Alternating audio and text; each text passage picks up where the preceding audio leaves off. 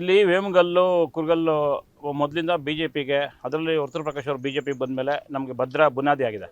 ಅದರಲ್ಲಿ ಜೆಡಿಎಸ್ ಕೈ ಜೋಡಿಸಿರೋದಕ್ಕೆ JDS BJP ಮೈತ್ರಿ ಇವತ್ತು ತುಂಬ ಚೆನ್ನಾಗಿ ವರ್ಕೌಟ್ ಆಗ್ತಿದೆ. 17 ವಾರ್ಡ್ಗಳಲ್ಲಿ ಬಿಜೆಪಿ ಹಾಗೂ ಜೆಡಿಎಸ್ ಏನು ಸಂವಾದದಿಂದ ನಾವು ಪ್ರಚಾರ ಮಾಡಿ ಒಂದು ಆಕಾಂಕ್ಷಿಗಳ ಪಟ್ಟಿ ತಗೊಂಡಾಗ ಒಂದೊಂದು ಪ್ರತಿ ವಾರ್ಡ್ಗೂ 4-5 ಅಭ್ಯರ್ಥಿಗಳು ನಮಗೆ ಬಂದಿದೆ. ನಾವೆಲ್ಲಿ ಅಭ್ಯರ್ಥಿಗಳನ್ನ ಬಿಡ್ತೀರಿ ಆ ಅಭ್ಯರ್ಥಿಗಳನ್ನ ಹುಡುಕಾಟ ಕಾಂಗ್ರೆಸ್ ನಡೀತಿದ್ದಾರೆ. ಕಾಂಗ್ರೆಸ್ಸು ಅದು ಕೊತ್ತೂರು ಮಂಜುನಾಥವ್ರಿಗೆ ಇಲ್ಲಿ ಕ್ಷೇತ್ರ ಪರಿಚಯ ಇಲ್ಲ. ಇರೋವಂಥದ್ದು ಅಷ್ಟೋ ಅನಿಲ್ ಅವ್ರು ಏನಾಗಿದ್ದಾರೆ, ಕೋಲಾರದಲ್ಲಿ ಇವತ್ತು ಸೂಪರ್ MLA ಆಗಿದ್ದಾರೆ, ಸೂಪರ್ ಉಸ್ತುವಾರಿ ಸಚಿವರಾಗಿದ್ದಾರೆ. ಅವ್ರು ಯಾಕಂದರೆ ಉಸ್ತುವಾರಿ ಸಚಿವರು ಬರ್ತಾ ಇಲ್ಲ. MLA ಅವರು ಕೋಲಾರಕ್ಕೆ ಈಗ ಹೆಜ್ಜೆ ಇಡಲ್ಲ. 15 ತಿಂಗಳಿಗೆ ಒಂದ್ಸತಿ ಬಂದು ಇಲ್ಲಿ ಗುದ್ದಿ ಪೂಜೆ ಮಾಡಿಬಿಟ್ಟು ಹೋಗ್ತಾರೆ. ಮತ್ತೆ ಹೃದಯ ರೋಗ ಮತ್ತು ಹೃದಯ ಶಸ್ತ್ರಚಿಕಿತ್ಸೆ, ವ್ಯಾಸ್ಕುಲರ್ ಶಸ್ತ್ರಚಿಕಿತ್ಸೆ, ಸಮಗ್ರ ಹೃದಯ ಆರೈಕೆ ಸೇವೆಗಳಿಗಾಗಿ ನಿಮ್ಮ ವಿಶ್ವಾಸಾರ್ಹ RL Jalappa Narayana heart centre, STUMC campus, Tamaka, Kolar.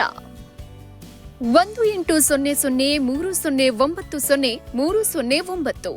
ದಮ್ಮು ತಾಕತ್ ಬಗ್ಗೆ ಮಾತಾಡ್ತಾರೆ.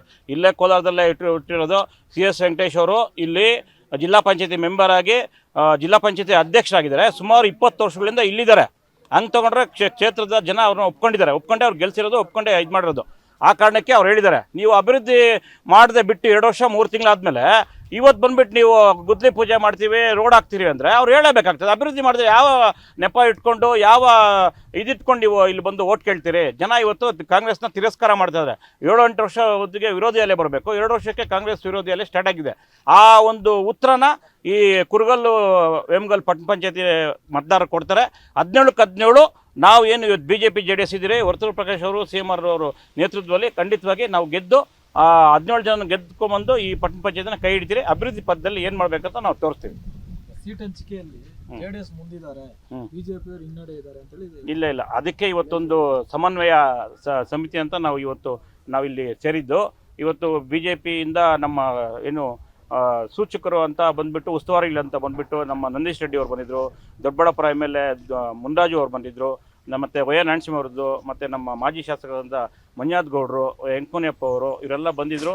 ಮತ್ತು ಇಂಚರ ಗೋವಿಂದರಾಜು ಅವರು, CM ಅವರೆಲ್ಲ ನಾವು ಕುತ್ಕೊಂಡು ತುಂಬ ಕೂಲಂಕುಷವಾಗಿ ಪ್ರತಿ ವಾರ್ಡ್ನ ಅಪೇಕ್ಷಿತರ ಪಟ್ಟಿ ಮತ್ತು ಏನಾಗಿದೆ, ಹಿಂದೆ ಏನಿತ್ತು, ಓಟ್ ಏನು ಬಂದಿತ್ತು, ಇವಾಗ ಏನು ಬರ್ತದೆ, ಮತ್ತು ಕಾಂಗ್ರೆಸ್ಗೆ ಎಲ್ಲಿ ಇದೆ, ಜನನೇ ಇಲ್ಲ ಕಾಂಗ್ರೆಸ್ಗೆ ಏನು ಕಂಟೆಸ್ಟ್ ಮಾಡೋಕ್ಕೆ.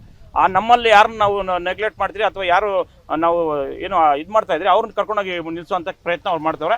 100% ಈ ಸತಿ ನಾವು ಇಲ್ಲಿ ಗೆಲ್ತೀವಿ. ಯಾಕಂದರೆ ಅಭಿವೃದ್ಧಿ ಏನಾಗಿದೆ, ವೇಮಗಲ್ ಇವತ್ತು ಪಟ್ಟಣ ಪಂಚಾಯತಿ ಘೋಷಣೆ ಆಗಿರೋದು ಕೂಡ ಕರೆಕ್ಟಾಗಿ ಅನುದಾನ ಬಿಡ್ತಾಯಿಲ್ಲ. ಅದು ಪಕ್ಷ BJP JDS ನೇತೃತ್ವದಲ್ಲಿ ಬಂದಾಗನೇ ಎಷ್ಟು ಇದು ಬರ್ತದೆ. ಇವಾಗ ಸೆಂಟ್ರಲ್ ಗೌರ್ಮೆಂಟ್ ಬರೋಂಥ ಬಜೆಟ್ ಎಲ್ಲ ಇವರು ಪೂಜೆ ಮಾಡಿ ನಮ್ದು ಅಂತ ಹೇಳ್ತಾ ಇದ್ದಾರೆ.